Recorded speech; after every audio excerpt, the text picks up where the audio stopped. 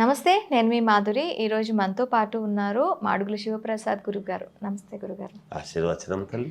గురుగారు, ప్రతి ఇంట్లో పిల్లల చదువు అనేది ఒక పెద్ద సమస్య. అంటే వాళ్ళని కూర్చోపెట్టాలి, చదివించాలి అనే దానికి తల్లులు చాలా ఇబ్బంది పడుతూ ఉంటారు. వాళ్ళని ట్యూషన్కి పంపించటము, లేదంటే వాళ్ళకి సమయం కేటాయించటము, ఇన్ని చేస్తున్నప్పటికి కూడా వాళ్ళకి ఫలితాలు వచ్చేటప్పటికి చాలా తక్కువ ఫలితాలు వస్తూ ఉంటాయి కొంతమంది పిల్లల్లో. ఇలాంటి పిల్లల్ని చదివించటం, అలాగే వాళ్ళని ప్రయోజకులు చేయటం ఎలా? శ్రీ మహాగణాధిపతయే నమః. ఐం మహాసరస్వత్యే నమః. శ్రీ లలితాంబికాదేవియే నమః. చిన్న పిల్లలకు, ప్రతి తల్లి జీవితంలో పిల్లలు యోగవంతులు కావాలి, నా పిల్లలకు మంచి భవిష్యత్తు ఉండాలి అని తాపత్రయపడుతూ ఉంటుంది. ప్రతి స్త్రీమూర్తి పడేటువంటి ఆరాటం ఇది. ఇంకా కొంత పెద్ద వయసు వచ్చినా, ఇంత వయసు వచ్చినా వీడు స్కూలుకు వెళ్ళడం లేదే, సరిగ్గా చదువుకొని రావటం లేదే, మేమేమో ఫీజులు కడుతున్నాము అని భార్యాభర్తలు ఇద్దరూ కూడా ఆందోళనలో ఉంటారు. ఇది చిన్నతనం నుంచి నేను చెప్పేటువంటిది ఇప్పుడు అలవాటు చేసుకున్నా, చిన్నతనం నుంచి అలవాటు చేసినా, ఏ వయసులో చేసినా పరమ పుణ్యప్రదం. ఎందుకు ఈ మాట అంటున్నానంటే, వాగ్దేవి యొక్క అనుగ్రహము పరిపూర్ణముగా ఉండాలి. మనం అందరూ ఏమనుకుంటున్నాము అంటే, సరస్వతి అమ్మవారిని పూజించాలి విద్య అని అనంగానే అనుకుంటాం. కాదనను. సరస్వతి అమ్మవారిని విద్య అధిపతి పూజించాల్సిందే. కానీ మనకు వాక్కు అనేటువంటిది కావాలి అని మనం అనుకున్నప్పుడు, మన గరళం, మన కంఠం ఏదైతే ఇది అద్భుతముగా మనకు మేలు చెయ్యాలి అని గనక మనం అనుకుంటే, పరమేశ్వరుడికి మనము చేసుకోవాల్సినటువంటి ఒక ఇది ఉంటుంది.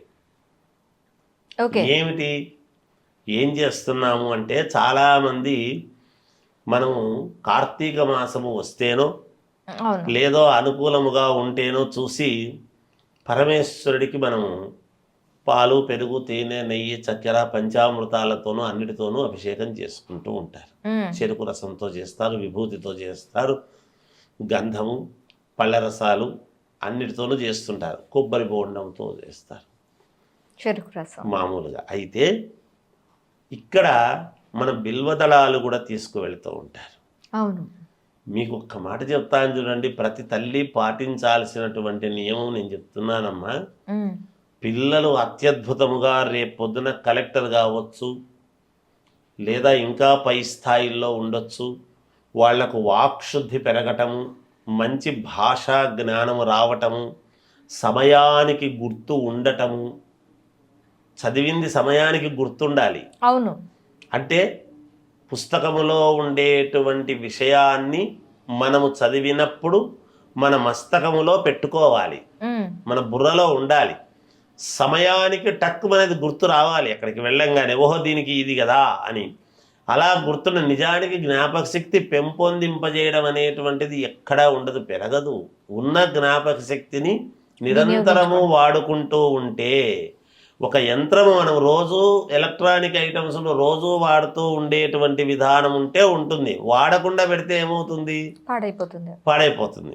అలాగే మన బుర్రను నిరంతరము కూడా మనము చదువు చదువు చదువు అనేది దేని మీద పెడుతున్నాము అంటే, విపరీతమైనటువంటి చదువులు పెట్టడం కాకుండా చూడంగానే అర్థం చేసుకోగలిగినటువంటి సామర్థ్యం, ఆ చెప్పింది గుర్తుండడం, మళ్ళీ అడిగినప్పుడు వెంటనే చెప్పగలిగినటువంటి విధానం రావటం. ఇది గుర్తుండాలి అంటే చేయాల్సినటువంటిది ఏమిటో తెలుసునా? మనకు అతి సునాయాసముగా ₹1 ఖర్చు లేనిది వాళ్ళ కోసం ఎక్కడెక్కడనో అవి చేయండి ఇవి చేయండి, ఆ మందులు తెచ్చి ఈ మందులు తెచ్చి వాడుతూ ఉంటారు. అలా కాదు. ప్రతి స్త్రీమూర్తి కూడా చేయాల్సింది ఏమి అంటే, కనీసం అంటే రోజుకు ఒక బిల్వదళము ఆవు పంచితములో అలా అద్ది పిల్లవాడికి తినిపిస్తున్నారు అంటే, ఆ తర్వాత చూడండి అమ్మా, నేను చెబుతున్నాను, ధైర్యంగా చెప్తున్నాను, ఖచ్చితంగా నా నంబర్ ఇవ్వండి అందరికీ కూడా. కొంతకాలానికి వాడిలో ఉండేటువంటి ఒక ఇది ఎంత పరిపూర్ణమైనటువంటి జ్ఞానవంతుడవుతాడో తెలుస్తుంది. బిల్వదళాన్ని తినిపించటం అదేం తప్పు కాదు. మనం తులసి తింటున్నాం, ఆవు పంచితం తులసి, ఉత్త తులసి తీసుకొని తినవచ్చును, తులసి చెట్టును. మనకు మన మేధా సంపత్తిని పెంపొందింపజేసేటువంటివి ఇవి. ఆలోచన జ్ఞానాన్ని పెంపొందింపజేస్తాయి, ఆధ్యాత్మికం వైపు నడిపిస్తాయి. ఉమ్, ఇవన్నీ కూడా క్రమశిక్షణ నేర్పిస్తాయి. ఇంకొకరిని తప్పుదోవలుగా తప్పుగా చూసేటువంటి విధానాన్ని మన ఆలోచనల్లో నుంచి, మన నరాల్లో నుంచి, రక్తంలో నుంచి పక్కకు పంపిస్తాయి. ఉమ్, ఉమ్. ఔన్నత్యం ఏదో మనం శరీరంలో ఉన్నప్పుడు ఉన్నతత్వమైనటువంటి ఆలోచనలు వస్తాయి, కానీ దుర్మార్గమైనటువంటి ఆలోచనలు ఎందుకు వస్తాయమ్మా? ఖచ్చితంగా రావు కదా. ఉమ్, మరి అది మనలో ఎలా లోపలికి, మన రక్తంలోకి ఎలా ఇమడింపజేయాలి అనేది ఆలోచన చేయాలి.